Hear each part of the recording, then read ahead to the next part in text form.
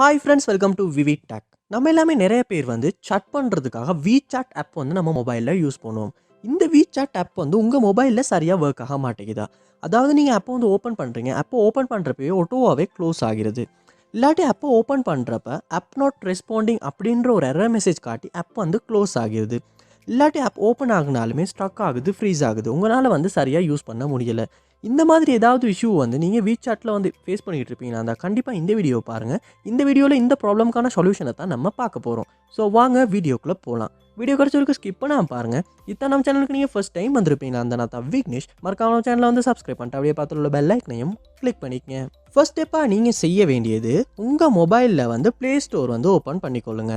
Open பண்ணிட்டு இதில் search பாரில் WeChat அப்படின்றத வந்து சர்ச் பண்ணிக்கொள்ளுங்க. சர்ச் பண்ணிவிட்டு இந்த WeChat ஆப்புக்கு ஏதாவது அப்டேட் வந்திருக்கா அப்படின்றத ஒருக்க செக் பண்ணிக்கொள்ளுங்க.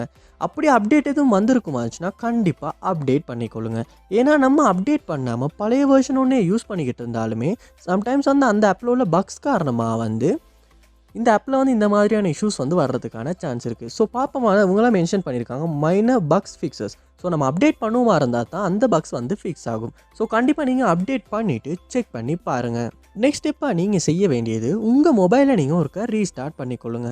ஏன்னா நம்ம மொபைலை தொடர்ச்சியாக யூஸ் பண்ணிக்கிட்டே தான் இருக்கும். அதுக்கான ரெஸ்ட் வந்து நம்ம கொடுக்குறதே இல்லை. ஸோ இதனாலேயே வந்து சம்டைம்ஸ் வந்து நம்ம மொபைலில் வந்து ஸ்லோ ஆகலாம், ஸ்ட்ரக் ஆகலாம். இந்த மாதிரியான இஷ்யூஸ் வந்து வர்றதுக்கான சான்ஸ் இருக்குது. ஸோ நீங்கள் உங்கள் மொபைலை ஒரு ரீஸ்டார்ட் பண்ணுறதன் மூலமாக இந்த இஷ்யூஸ் வந்து ஒட்டோவாகவே சால்வ் ஆகிறதுக்கான சான்ஸ் வந்து அதிகமாகவே இருக்குது. ஸோ ரீஸ்டார்ட் பண்ணிவிட்டு அதுக்கப்புறமா நீங்கள் வந்து WeChat ஆப்பை வந்து ஓப்பன் பண்ணி அந்த இஷ்யூஸ் வந்து சால்வ் ஆகியிருக்கா இல்லையா அப்படின்றத செக் பண்ணி பாருங்கள். ஸோ இந்த ஸ்டெப்ஸ் எல்லாத்தையுமே நீங்கள் உங்கள் மொபைலில் ட்ரை பண்ணி பாருங்கள். கண்டிப்பாக ஏதாவது ஒரு ஸ்டெப் மூலமாக உங்கள் மொபைலில் WeChatல இருந்த இஷ்யூஸ் வந்து சால்வ் ஆகும். ஸோ அந்த இந்த ஸ்டெப் அப்படின்றதையுமே கமெண்ட் பாக்ஸில் வந்து கமெண்ட் பண்ணுங்கள். அதை பார்த்து நான் தெரிஞ்சுக்கொள்கிறேன். இது போல் நிறைய வீடியோ பார்க்கணுன்னா கண்டிப்பாக நம்ம சேனலை வந்து சப்ஸ்கிரைப் பண்ணுங்கள். அப்படியே பார்த்துள்ள பெல் ஐக்கனையும் கிளிக் பண்ணிக்கங்க.